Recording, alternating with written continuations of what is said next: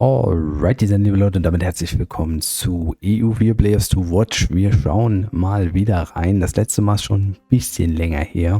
Und zwar war das ungefähr vor etwas mehr als 2 Monaten, bevor EU5 gestartet ist. Das heißt, EU5 und EU6 sind seit der letzten Folge schon dabei gewesen. Und da stellt sich natürlich die Frage, sind die Spieler noch aktiv? Und als erstes gucken wir aber mal auf die Top 30, denn das habe ich damals auch gemacht und es war durchaus durchwachsen von den Chartklassen, ohne dass ich jetzt einzeln auf die Spieler eingegangen bin. Aber ich sehe auf jeden Fall Bartimeus und Vaz sind nach wie vor top dabei. Oben in der Top 3. Definitiv. Waren sie beim letzten Mal auch schon. Aber was mir auffällt ist, es gibt gar keine Druiden mehr. Ja, also beim letzten Mal waren Amstaff und Free-to-Play zum Beispiel dabei. Die sehe ich jetzt hier gerade nicht mehr. Heißt jetzt nicht unbedingt, dass sie gar nicht mehr spielen, ne? Aber wenn man mal runtergeht, irgendwie sehe ich hier keinen Druiden oder ich habe irgendeinen unterschlagen. Großes Druidensterben bei EU4 gewesen oder was ist da los? Ansonsten ist es ja immer noch relativ ausgeglichen. Interessant eben Magier, Krieger. Dann kommt auch ein Kundschafter hier. Aber ansonsten noch ein zweiter überhaupt. Also ist auch nicht so häufig, dass wir genauso viele Battle Mages sehen wie Kundschafter auf der Top 30. Also auch interessant, wie sich der Server dahingehend entwickelt hat. Wir sehen, dass die ersten jetzt über 370 sind, also wahrscheinlich in der Dungeon-Pause jetzt angekommen sind. Und was natürlich auch sehr interessant ist, sind die Gilden. Da ist Outer Banks nach wie vor auf der 1. Wir haben die Order 66 auf der 2. Die gab es beim letzten Mal auch schon. Da waren sie noch Rang 11. Aber ich glaube, das lag daran, weil die Raids fertig waren und dann erst angefangen wurde zu kämpfen. Und Blackout auf der 3. Das passt auch zu den Hellewetter-Rängen. Also ich hatte ja auch die Hellewetter-Daten aufgenommen. Das ist eigentlich ganz interessant. Dann auch zum nächsten Elevator, wie sich das dort weiterentwickelt. Thunderstorm auf der 4, die haben sich also auch ganz gut gehalten, wenn auch im Moment schon mit einem kleinen Abstand. Sieht man auch in der Ehrenhalle. Generation Z sehen wir dann als nächstes. Bohodari, die waren beim letzten Mal auch schon relativ weit oben, die haben sich gehalten. Godlikov, die habe ich nicht gesehen. Aber wie gesagt, es waren auch noch nicht alle unmittelbar weit oben. Singularity, die gehören hier auf jeden Fall hin. Die waren beim letzten Mal weiter oben, ja. Haben die Raids ein bisschen später gemacht. Undead Army noch am Start. Also ich bin da auch noch drin, obwohl ich eigentlich gar nicht mehr aktiv spiele auf dem Server. Hatte mich auch schon offiziell verabschiedet. Aber das war ja auch so eine Gilde, die auf jeden Fall Top 10 Potenzial hat. Hätte ich gar nicht gedacht, als ich da reingejoint war. Also ich glaube, wir waren irgendwie Rang 30 oder so, ja. Ansonsten möchte ich hier auf jeden Fall noch deutsche Gilden erwähnen. Tempelritter, also vermeintlich deutsche Gilden, würde ich jetzt mal sagen. Kampfkekse, Beobachter, Halunkenbande. Ja, hoffentlich haben die auch eine gute Zeit. Würde ich mich freuen.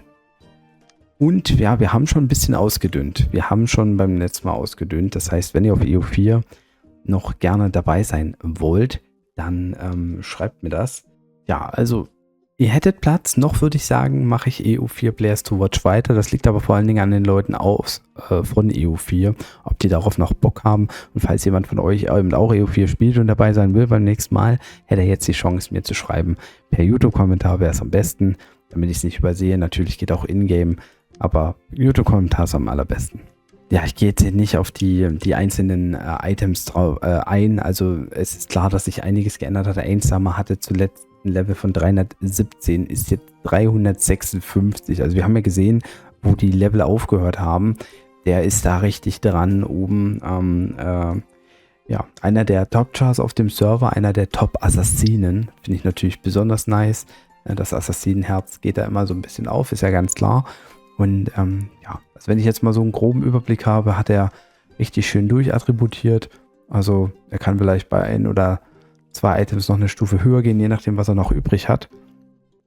Die Runen sehen sehr tasty aus. Also er muss wahrscheinlich ja, er kann noch nicht alles komplett reinsetzen, ist noch nicht am Maximum, aber der Server ist ja auch noch nicht so mega alt.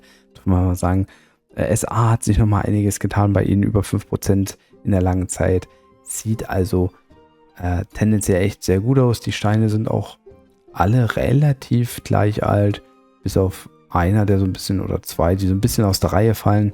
Da ist also nicht mehr viel Potenzial. Bei ihm ist jetzt auch die Frage, wann er vielleicht die Dungeon-Pause spielen will, was er noch machen will für Dungeons. Oh nee, guck mal hier. Dungeon-Pause 344. Er ist schon in der Dungeon-Pause. Mit 344 ist er reingegangen. Das wird ja auch mal interessant sein. Ich würde sagen, das ist tendenziell relativ früh. Ich glaube, der allgemeine Kanon sagt 360 bis 370. Außer für die Pets. Das heißt, er muss noch Pets schlagen. Im Prinzip. Also, ja. Da hat immer noch meine Werbung drin.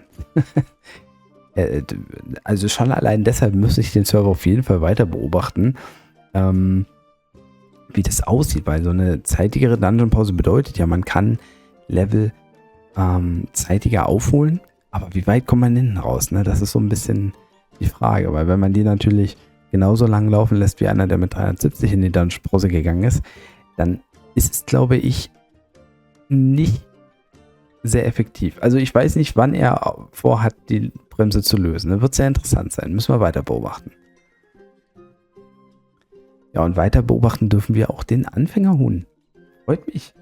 Der hat fast sein Level verdoppelt, 112 zuletzt. 101 ist nach wie vor bei den Kampfkeksen dabei. Finde ich auch sehr gut. Und auch, ja, das war ja so ein Free-to-Play-Spieler, der auch, sage ich mal, jetzt nicht ganz so viel vom Spiel wusste. Sogar noch mein Server-Shortcode drin. Mein lieber Freund, den kannst du natürlich gerne rausnehmen. Aber trotzdem vielen Dank für die Werbung. MSA ist nochmal ein bisschen was passiert bei ihm, 7%. Ja, ich kann jetzt auch nicht auf die Items einzeln drauf eingehen, aber allein die Werte auch, ne? Die haben sich auch fast verdoppelt. Also, das ist halt auch nice. Und ja, im Rang 300, 400 Plätze hochgekommen zum letzten Mal. Also, das zahlt sich aus. Konstanz, Ausdauer zahlt sich aus. Auch wenn es nicht immer ausschlaggebend ist, aber es zahlt sich aus.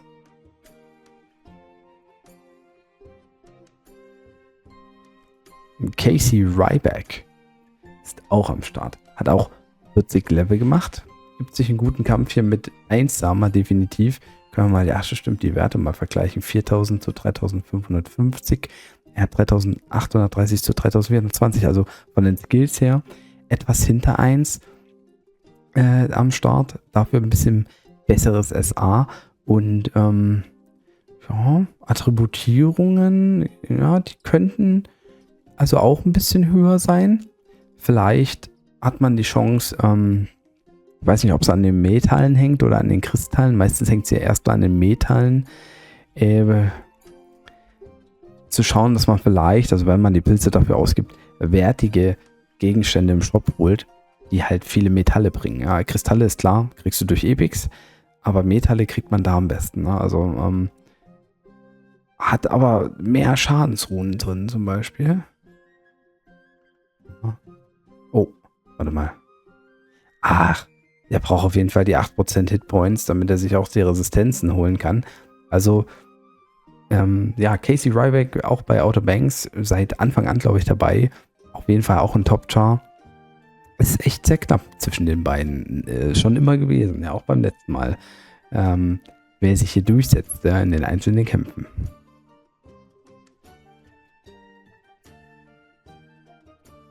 Katalea kommt als nächstes. Katalea, auch so ein gutes Beispiel wie Anfängerhuhn. Level hat sich sogar mehr als verdoppelt.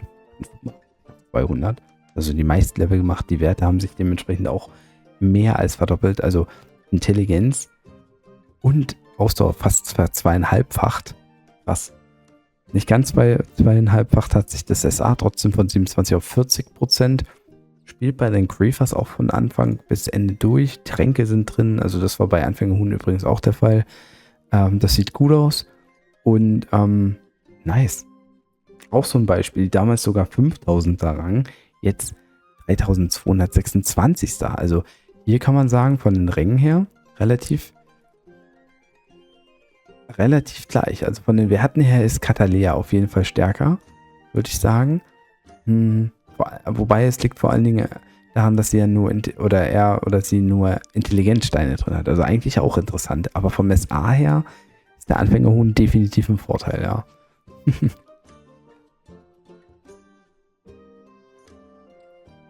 Jemand, der sich vom Level her auch hier drin tummelt, ist Chaos. Chaos hat die Gilde gewechselt. Es war bei Kusenia, ist jetzt bei Trash Guild. Ich hoffe, sie ist nicht so trash, wie der Name vermuten lässt. Chaos sieht im Moment mit Level 210 etwas schlechter unterwegs aus, wegen den Tränken. Das ist natürlich bei Free-to-Play-Spielern immer auch so eine gewisse, ja, kann man halt nie ändern. Er hat aber den legendären Stein hier drin. Also er hat vielleicht das Sommer-Event gespielt oder so. Ich weiß nicht jetzt, wie alt der Stein ist. Und der boostet natürlich auch schön. Also die Werte sind gar nicht so schlecht dafür, dass er die Tränke nicht drin hat. SA ist auch nicht so schlecht. Also ist jemand, der sich noch behaupten kann gegen die anderen beiden, wenn er denn will. Ja, wieder eine Stufe hoch können wir bei Gimli gehen. Gimli ist von 248 auf 328 hochgepusht. Also 80 Level gemacht in dieser Kategorie. Der hat sich auch richtig gegönnt. Und ja, Gimli ist auch im Rang gestiegen. Von den Top 300 in die Top 200. Bei Order 66 hat man da natürlich auch gute Möglichkeiten, definitiv. Und der Char sieht auch echt strong aus. Klar, wir sehen die Unterschiede in den Skills zu den oberen Spielern, die wir hatten. Deshalb ja auch nicht Top 30, aber Top 200. SA hat er fast 10% draufgelegt. Ja, ist also ja, ein guter Spieler in der Top-Gilde. Und ja, jemand, der vielleicht auch jetzt profitiert hat über die Ausdauer bereits.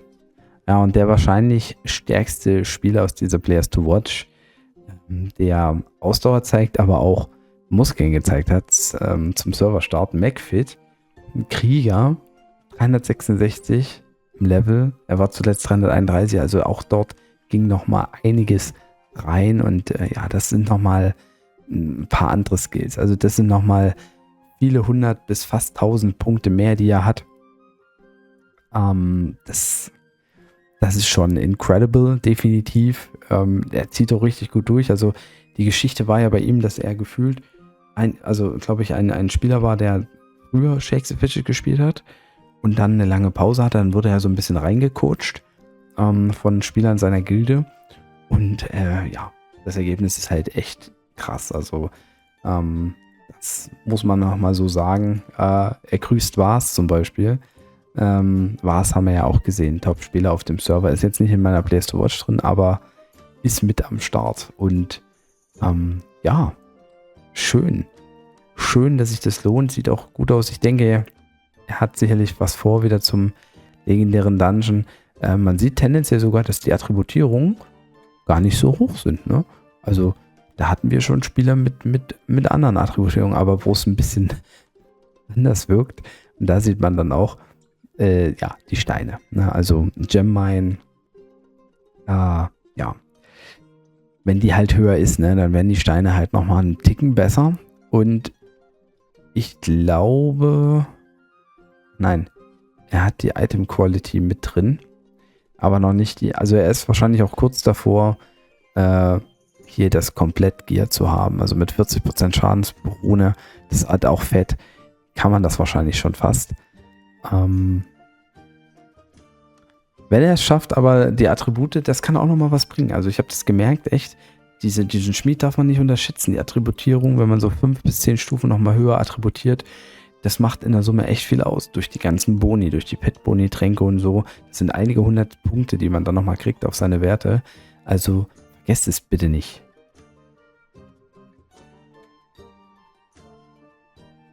Als nächstes kommen wir zu Neo. Neo hat sich von der Freedom gelöst und ist zu den Kampfkeksen, zum Anfängerhuhn gewechselt.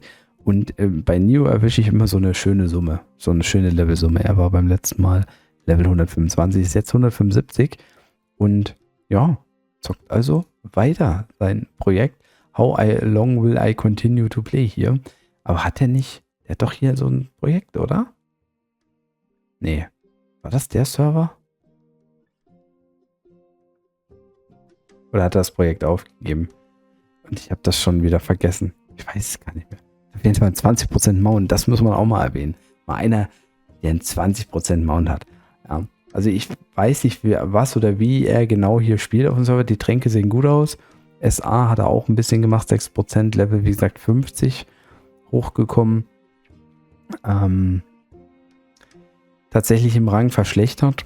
Also ich weiß nicht mehr, was er hier genau plant, aber nee, Neo, oder war das auch wie 50 sein Projekt? Nee, ich glaube, der hatte hier das Projekt, aber ich weiß nicht mehr, was es für ein Projekt war. Scheiße. Neo, ich hoffe, du siehst das. Du musst mich aufklären. Dankeschön.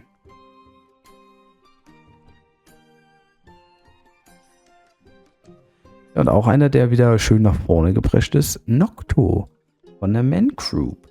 Und ja, mit vorne geprescht meine ich von Level 249 auf 312. SA auch fast 7% erweitert. Er hat hier, oh, die Waffe krass attributiert. Also die Waffe zu attributieren im Übrigen, ne, muss man mit Vorsicht genießen. Also wenn man die nicht, also die Attributierung, die Ressourcen verliert man halt, wenn man die in die Toilette wirft. Ne? Also das muss man bedenken. Das darf man bestenfalls dann nicht machen. Weil gerade, ne, das sind 9 Attributierungen, das sind schon ein paar Ressourcen, ja. Gerade wenn man es auch vergleicht, der hat manche Items gar nicht attributiert. Also ja, Waffe ist erstmal geil, gibt einen guten Bonus, aber kann man halt auch verlieren. Ich meine, wenn man vorhat, die Waffe nur seinem Begleiter später zu geben, ist es okay, aber manchmal muss man ja auch aufpassen wegen den, wenn man den Gem wieder haben will und so, also ist ein bisschen schwierig, aber pusht ihn halt natürlich am besten. Ja, und die Skills sehen auch nicht schlecht aus bei Noctu. Die Skills sehen richtig gut aus, über 3000, er ist nicht mehr weit weg von den 10 Millionen. Ja, vom Rang 405 auf Rang 258. Also kann man so ein bisschen, ja, Gimli klar, vom Level her noch höher, aber von den Skills zum Beispiel nicht besser. Ja, also Noctu und Gimli, ihr beide seid so ein bisschen in einer direkten Konkurrenz, ohne dass ich das jetzt forcieren will. Xander spielt also noch, hat, glaube ich, zuletzt, ja, war gildenlos, weil wegen Festungsangriffen oder so, glaube ich, wenn ich das recht in Erinnerung habe. Er hat also fast 50 Level geschafft, SA ist 7% hochgegangen, sieht an sich sehr gut aus, aber hier muss man auch sagen, der Junge spielt Free-to-Play und er will die Top 100 erreichen. Das heißt, er muss noch weiterspielen. Denn da ist er natürlich noch ein Stück weit weg, aber der Char sieht nicht schlecht aus. Wie gesagt, Free-to-Play. Ich kann mir nicht vorstellen, wie viel Arbeit und Zeit da drin steckt. Also, das muss man ja auch mal sagen. Ich bin immer Freund von Free-to-Play-Spielern. Die Free-to-Play-Spieler gehören oder sind ganz wichtig für die Community, für die Server. Egal, auch wenn alle 6 bis 8 Wochen ein neuer Server kommt, die Free-to-Play-Spieler sind wichtig für die gesamte Dynamik. Und vor allen Dingen, man muss mal eins bedenken, das sagt man leider zu selten, Free-to-Play-Spieler heißt nicht, dass sie weniger Zeit in ihre Chars investieren. In der Regel hat ein Free-to-Play-Spieler sogar mehr Ingame-Time als ein Pay-to-Win-Spieler, weil man muss halt alle 10 Minuten, um seine Angriffe zu machen, online kommen. Und das macht ein Pay-to-Win-Spieler nicht, außer vielleicht für die Festung oder für Arena-Manager. Aber ansonsten macht es ein Pay-to-Win-Spieler nicht, weil er halt die Pilze nimmt. Und das ist ja auch so ein Thema, die Zeit, warum ich ja zum Beispiel Pay-to-Win spielen muss, weil ich gar nicht die Zeit habe, um das ansonsten irgendwie zu handeln. Und deshalb nochmal ein großes Chapeau an alle Free-to-Play-Spieler, egal auf welchen Servern.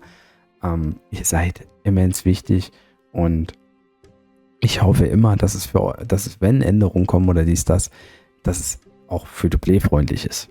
Das ist immer so auch wichtig für mich in der Bewertung eines Updates. Also man kann sagen, Zandalf geht seinen Weg weiter. Ist jetzt übrigens auch bei der Man Group. Ich weiß nicht, wo er vorher war. Ja, aber ist ja anscheinend auch eine coole Truppe, so wenn man so guckt. Nocto da schon lange dabei. Wen haben die denn noch? Gucken wir mal rein. Man Group sind ja über 10. Platz, also die habe ich vorhin gar nicht erwähnt. Als ich durchgegangen bin, müssen wir auf jeden Fall auch weiter gucken. Komplett deutsche Gilde, also definitiv. Schöne Sache. Ja, und mit diesen Worten, Schlitz von hinten. Juicy. Also, manche Namen sind einfach auch sehr lustig. Nach wie vor verabschiede ich mich. Ich hoffe, der Part hat euch gefallen.